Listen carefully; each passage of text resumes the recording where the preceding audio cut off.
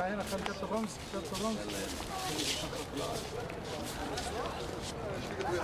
هذه أضياء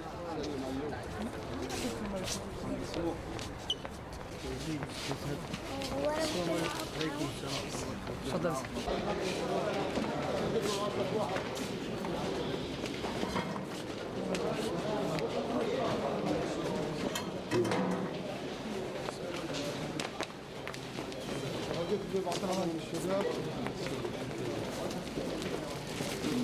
هيقول له بديش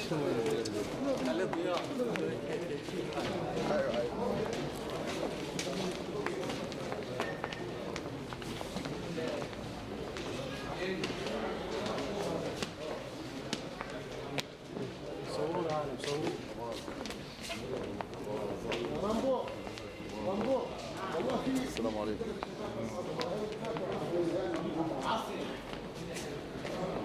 السلام عليكم.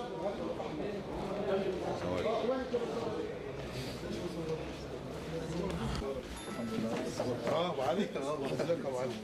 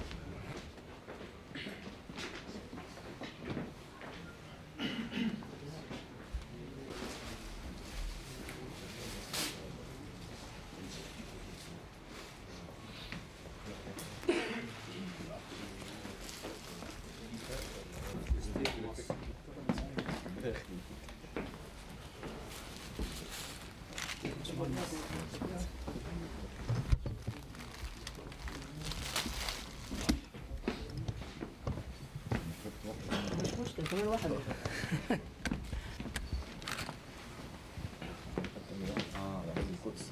القدس.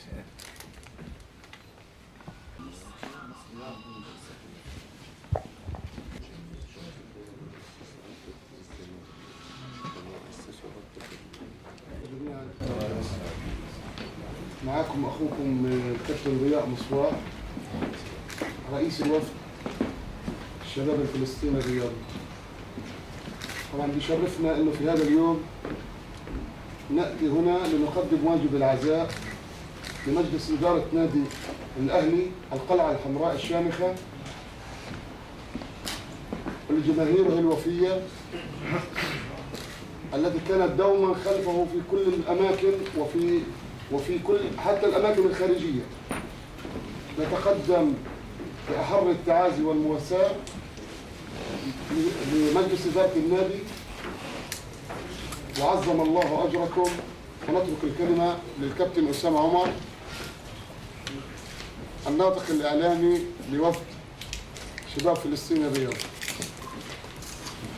بسم الله الرحمن الرحيم. بداية استأذنكم دقيقة صمت وقراءة الفاتحة على أرواح شهداء مصر وفلسطين والمدينة.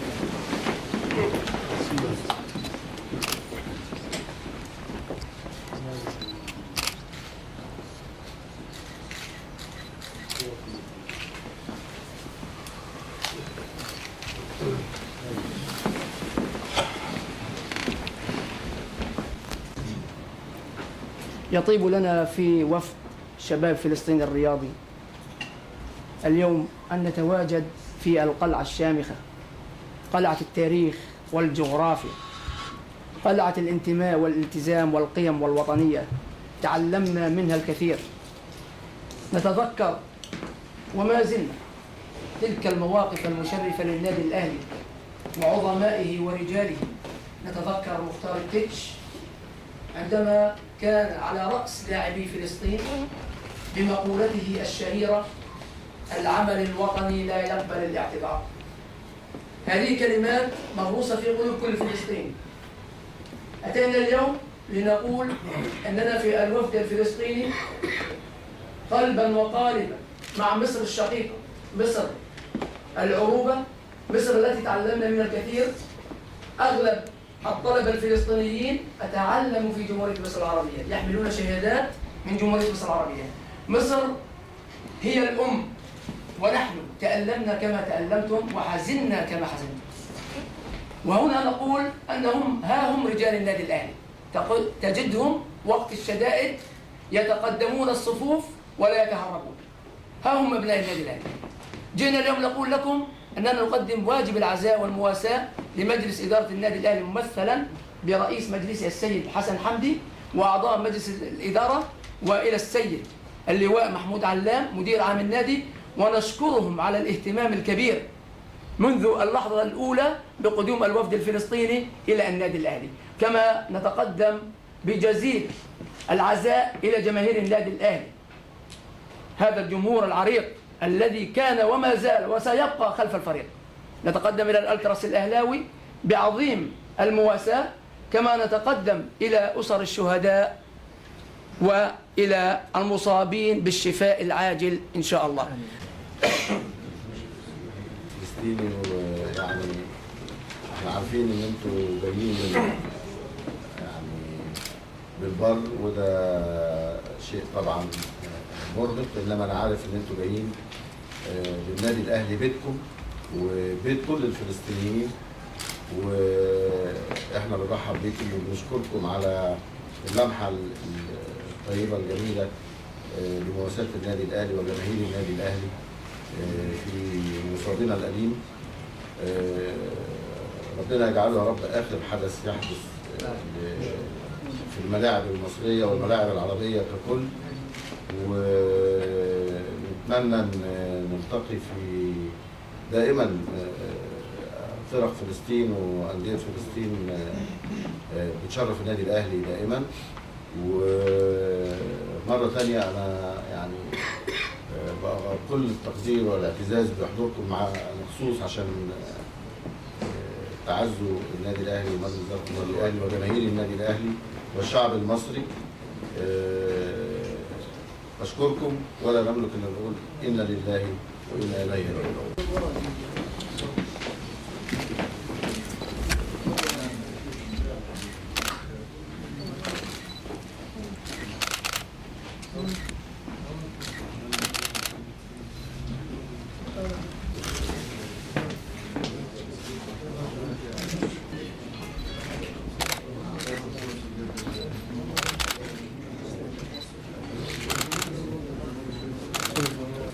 ان شاء الله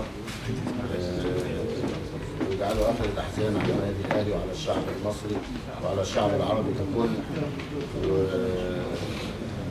واهلا بيكم انتوا في بلدكم وفي ناديكم، واهلا بيكم في كل وقت.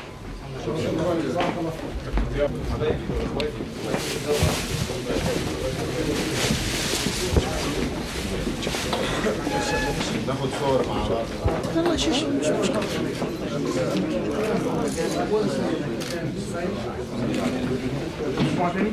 يلا نخلص لو سمحت. عدي مجموعة خلاص عدي خلص.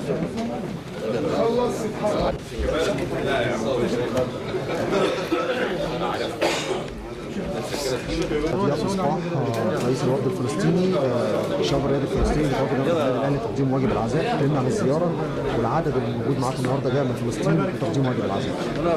طبعا احنا هذه اجت الفكره من قبل يعني حبينا ندي هذه الطابع طابع شعبي فلسطيني لما تربطه لنا علاقات بيننا وبين مصر.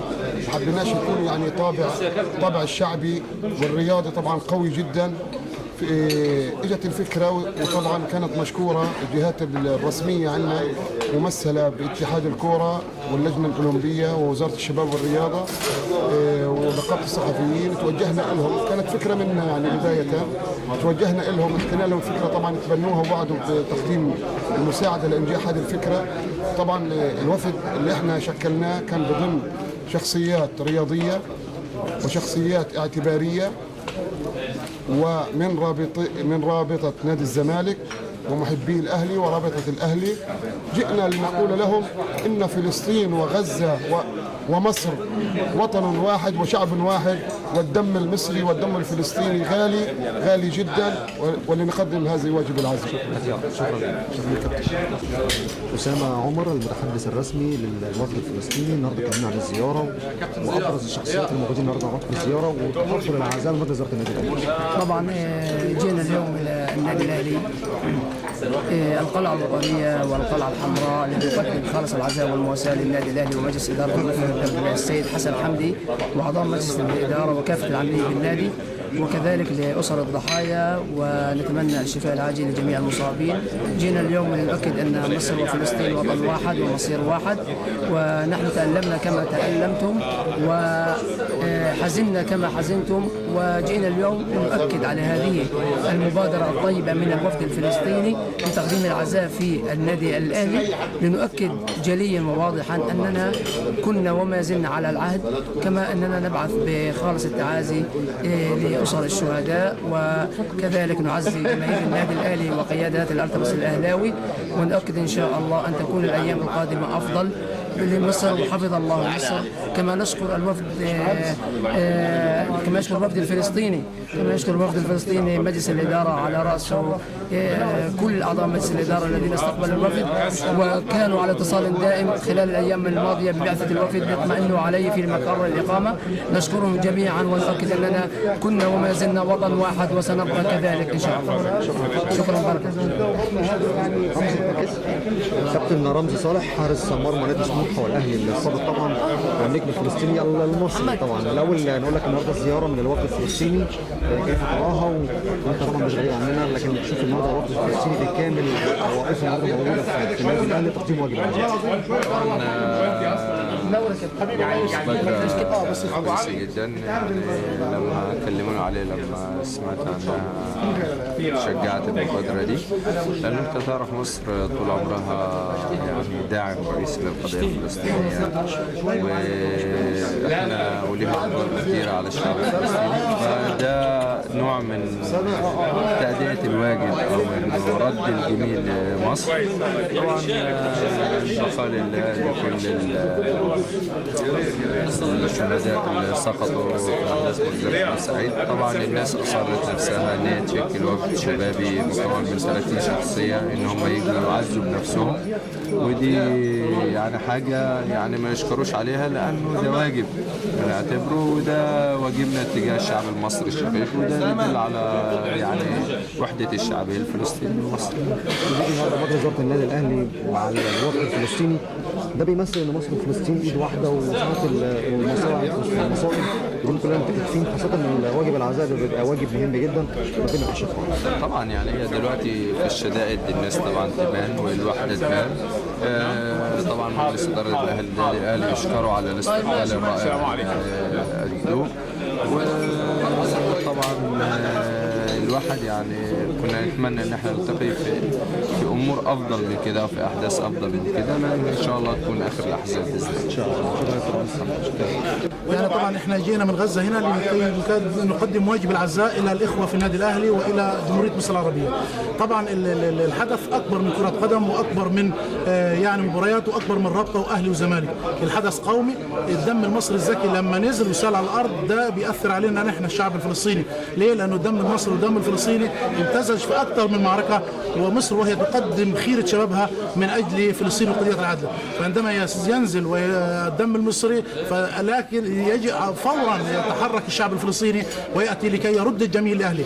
بادرنا واتينا من غزه الى القاهره لنؤكد ان مصر وفلسطين شعب واحد ودم واحد وقضيه واحده. نتمنى ان تكون هذه اخر الاحزان، وهي رساله الى الشعب المصري ان يتكاتف الاهلي والمصري والزمالك والاسماعيلي والجماهير من اجل مصر. مصر اليوم تعيش محنه، ونحن متاكدون انها سوف تمر هذه المحنه، لان مصر تمتلك العزيمه والاصرار والرجوله.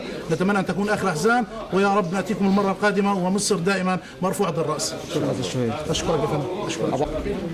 ابو علي، احد قاده الالتراس طبعا النهارده موجودين مع الوفد الفلسطيني، ازاي تم تنسيق الزياره، خصوصا ان كان لكم اتصالات مع بعض وزاره النادي الاهلي، تنسيق الزياره معاهم ووجود النهارده الوفد الفلسطيني بشكل كبير ومكثف داخل النادي الاهلي؟